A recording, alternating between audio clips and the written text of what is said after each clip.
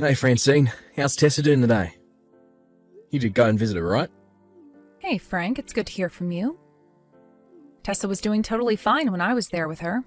She's much better after starting on the new medicine regimen the doctors told us about. Totally fine? What's that supposed to mean? How can she be totally fine in this situation? No, well, all I mean is that she hasn't gotten any worse. Obviously, her health isn't totally fine, but she is undergoing cancer treatment, so you can hardly expect otherwise. Yeah, I know they're trying to save her life, but chemotherapy really is awful. It's tearing me up to have to see her like this every day. The new medicine they put her on made all of her hair fall out. Wow, is she upset about it? Of course she is. She's still in elementary school. And she's a girl. There's no denying it. She was pretty damn shocked and broken up about the whole thing. It's only natural she would be, right? It would be bad enough for an adult who properly understood everything. She doesn't seem any worse, you say? She didn't seem to be particularly unwell or anything. We should be grateful just for that. We have to take all the victories we can get, no matter how small. I guess, but to be honest with you, I'd be lying if I said it wasn't painful for me to look at her in that state. Her pillow was covered in hair that had fallen out. She's putting on a brave face and pretending she doesn't care, but I'm her mom, and I can tell she's hurting inside. Couldn't take seeing my little princess like that. I had to get out of there, Frank. I left the ward. You did what? You knew this would happen, damn it. The doctors told us her hair would start falling out after the chemo started. It's never going to be a pleasant thing to see, but how could you not have been prepared? It's only natural she'd be shocked after losing her hair. What the hell do you think seeing her parents freak out is going to do to her mental state? She's already vulnerable as it is. She needs us now more than ever. And you left her there? I know that. But it's gonna keep falling out, and quickly too. Before we know it, she won't have any hair left. I can't bear to see her like that. It was horrible. No, of course it's horrible. But don't get me wrong, babe. I totally understand how you feel. But we can't bury our heads in the sand. This is happening, Francine, whether we like it or not. If it's this bad for us, what the hell do you think it's like being Tessa right now? I understand what you're saying, Frank. Ugh. Oh my God, Frank. How long are we going to have to carry on like this? What did she do to deserve this? Why does our poor daughter have to suffer so senselessly? Believe me, I'd love to know the answer to those questions myself. I'm sorry. I never expected myself to get this upset. I think I'm losing my mind. If I start taking things out on you, everything will be totally hopeless. You're exhausted from being with Tess all the time, right? It must take a lot of mental stress to keep yourself composed, seeing her that way. I haven't been able to get to the hospital due to my crazy work schedule, and believe me, I feel pretty crappy about that. It's fine, Francine. It's not a big deal, really. Don't worry about me. I'm sorry. I said don't worry about me. Tessa is more important than me right now. Right. I wonder if she'll really be okay. I'm relieved she didn't seem any worse physically, aside from the shock of losing her hair, what with starting chemo and all. But it was so awful seeing her all broken up like that. You headed over to visit her with your mum and dad this weekend, right? I'll join you guys then. Let me try speaking to her. Let's see if her pops can't cheer her up a little. Right. But you know she hasn't shown much improvement at all since being admitted to the hospital. Don't say anything reckless that might freak her out or my mom out, okay? Of course I won't. But keep an eye on her for me until then, alright? It's bound to be difficult, but we need to be strong for our daughter's sake. She needs us now more than ever. Frank, why would you even say something like that? Didn't I tell you not to say anything reckless? My mom and dad are furious. I can't believe you said that to Tessa at all, let alone in front of my parents. Oh, that's funny, because from where I'm standing, none of what you're doing makes any sense. That's why I said it. I was wondering whether you'd make an absurd overreaction, and lo and behold, you are. What? This isn't the time to screw around, Frank. Start making sense. Thankfully, Tessa seemed to find your stupid little remark funny, so at least she's not upset, but... What kind of twisted sicko calls their daughter a baldy while she's on chemotherapy? I can't believe you. Come on, Francine. I didn't put it that bluntly, did I? I worded it more kindly than that, and you know it. But why would you need to say that in the first place? Heh, looks like you went bald, sweetie. Oh well. And to think you laughed, too. You're sick. Who says, oh well, to their freshly bald, cancer-stricken 6-year-old? Do you understand how much your foolish little remark just hurt our poor daughter? That poor girl, she is fighting cancer, and the last thing she needs is her own dad insulting her. Poor girl. Give me a break. The only thing upsetting our daughter is your attitude. Is that the way you treat her every time you visit?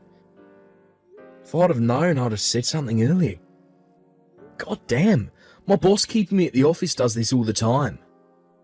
My attitude? What the hell does that mean? All we did was visit her.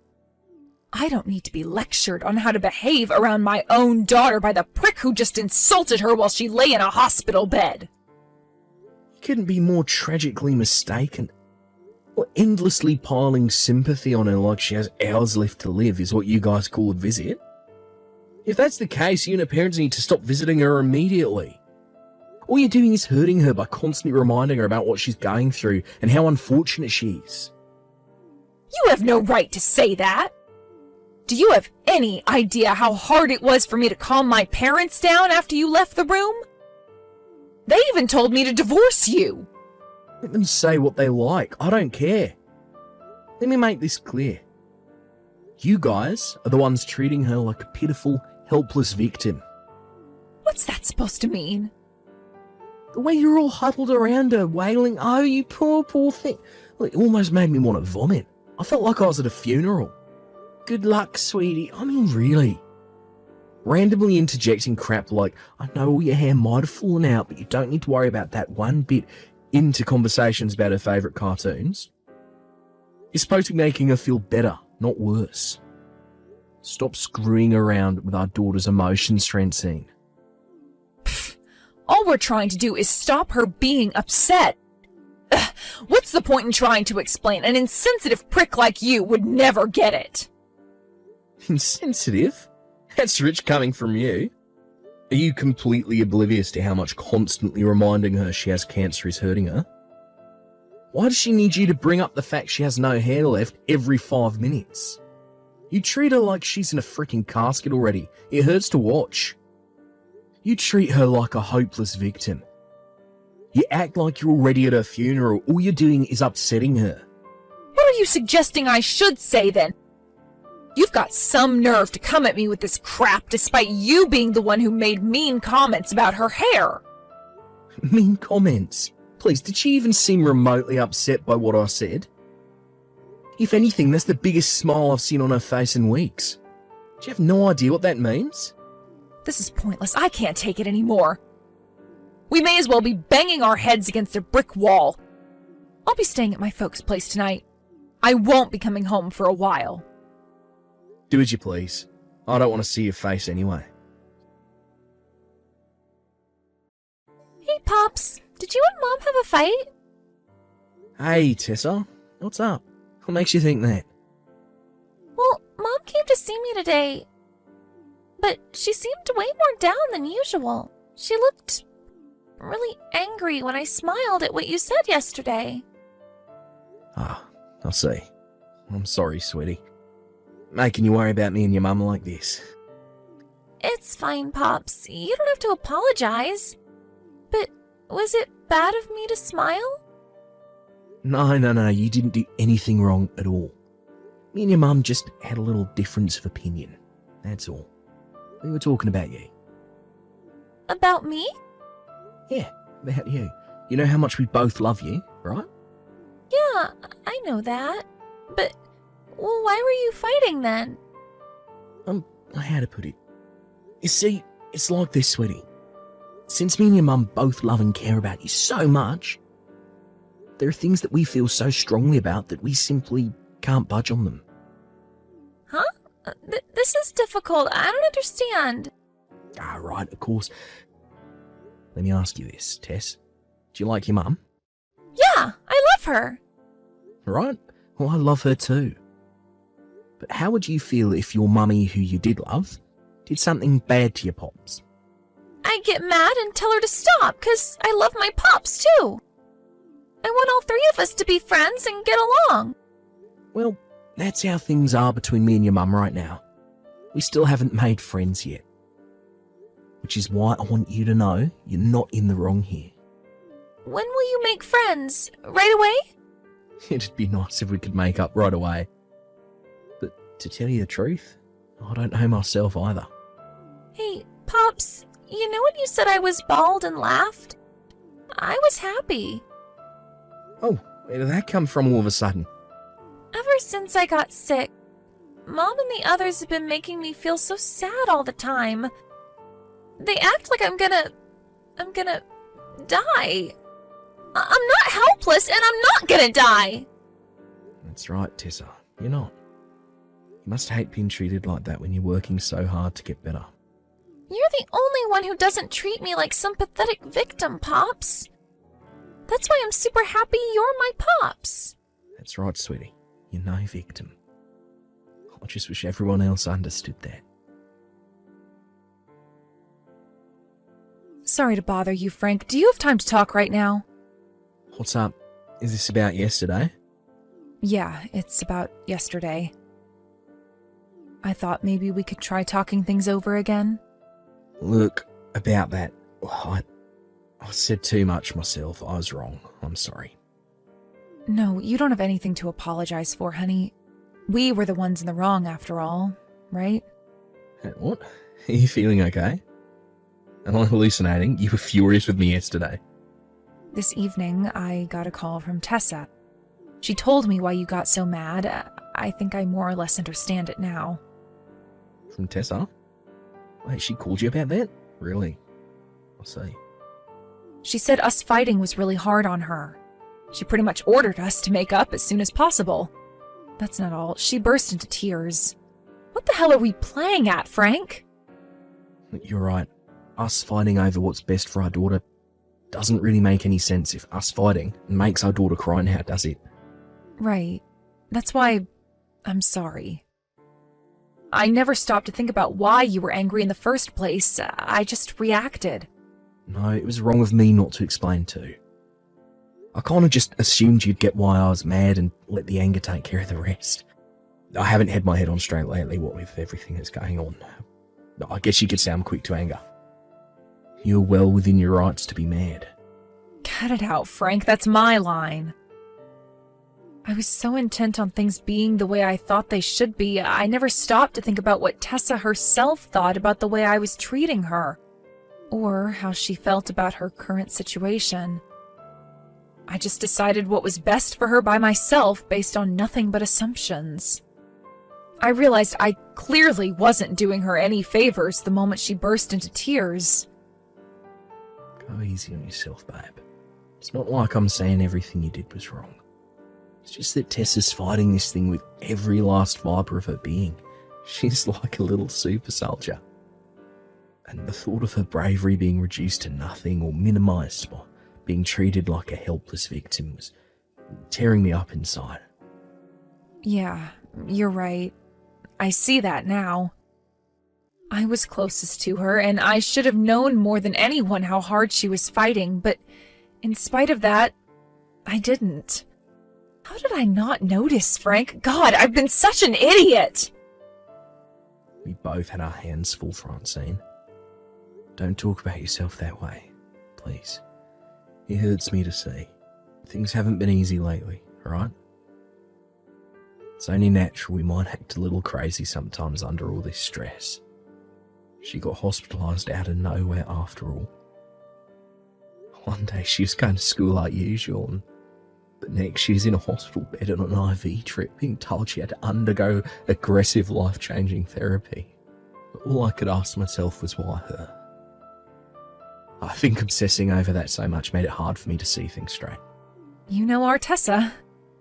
She told me she enjoys every single day, even now. Can you believe that? Things should be harder for her than anyone, and yet somehow she's stronger than the both of us put together. She said she was super happy about everyone visiting her together, you know. Me, you, and your parents. And that's not all of it. This one's really going to shock you. She even said she actually enjoys studying. Apparently she works on her textbooks and printouts from school every day in the hospital ward.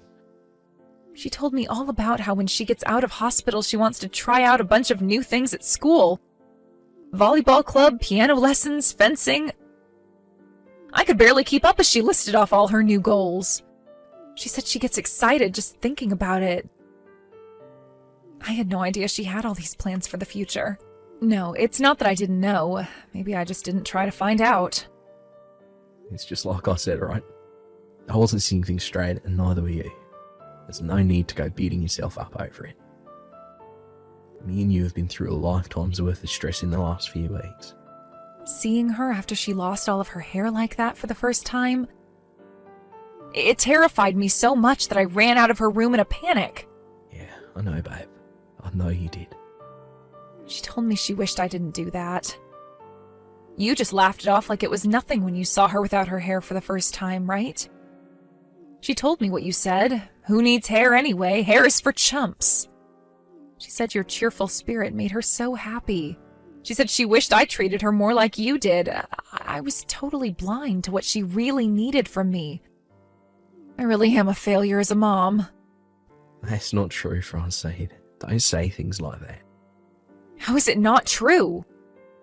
I know you just said we weren't seeing things straight, but even in spite of that, even in spite of all the stress, all the pain, all the heartache, and all the worry, you still managed to understand how she was feeling and what she wanted. But me? Nope. I failed her. I'm not fit to be a mother. If you're not fit to be a mother, why'd you get so mad at me? Because I was making nothing but hasty, superficial judgments. I only reacted to what you were saying instead of why you were saying it. In the end, I was only thinking about myself. I was so obsessed with the idea of being the perfect doting mother that I didn't stop to take the time to consider what our daughter was actually feeling. No, I was downright incapable of it. So why all the self-reflection and apologies now? If you're really incapable of thinking about what's best for Tessa, what's the point in beating yourself up with regret over what you did? Surely it couldn't be helped given the circumstance. Stop it, Frank. You know, don't you? You know I can't be the mother our daughter deserves. Stop trying to make me feel better. It just makes me feel more pathetic. Yeah. Doesn't feel great, does it? I'm glad you understand now. But tell me, Francine, why do you think Tessa was so beside herself with shock when her hair fell out? Because she's a girl, surely. But then... No, wait. I guess it must have been pretty damn shocking to see me, her own mom, dart out of the hospital room like a bolt of lightning when I saw how different she looked. It was wrong of me to do that, wasn't it?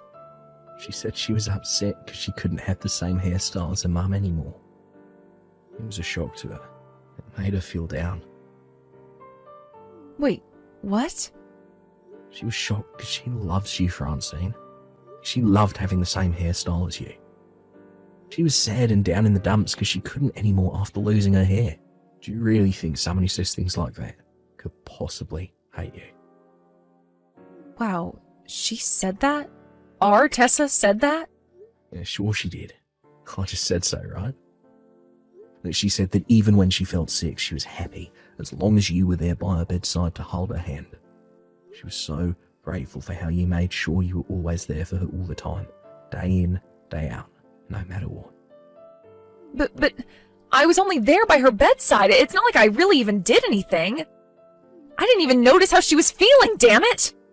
Even just being by her side at such a difficult time is an amazing thing in and of itself, Francine. No matter how bad her symptoms got, no matter how much you wanted to bolt out of that door and never look back. You didn't, and you stayed by her side the whole time. Only your mother's capable of that. But is this really what's best for her? Someone like me being her mom? Who else is there aside from you? Let me make something. If you talk like this around our girl, she'll burst into tears on you again. She hates the thought of her mum not being around. Right. Frank, thank you. I am Tessa's mother. Of course you are. And we're both going to carry on being there for her, forever and ever. We're going to be there for her so much, she'll get frickin' bored of us. Because the three of us are a family. Me, you, and Tessa.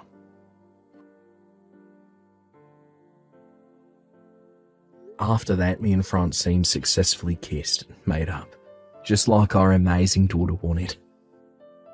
For Francine, the realisation that she'd been blind to how our daughter was feeling for a while tore her up with regret. But once she noticed just how much Tessa loves her, she became more positive and optimistic about the future. If anything, now her and Tessa talk and have fun together more than ever before. They get along so well that anyone would think they were best friends, rather than mum and daughter. What's more, Francine's mum and dad came over to apologise to me after they realised what I really meant by what I said that day. Just like me and Francine, they were so stressed out by everything that was going on that they reacted emotionally, instead of stopping to think what I actually meant. Now there's nothing but good vibes between me and the in-laws. Not many people can say that, right?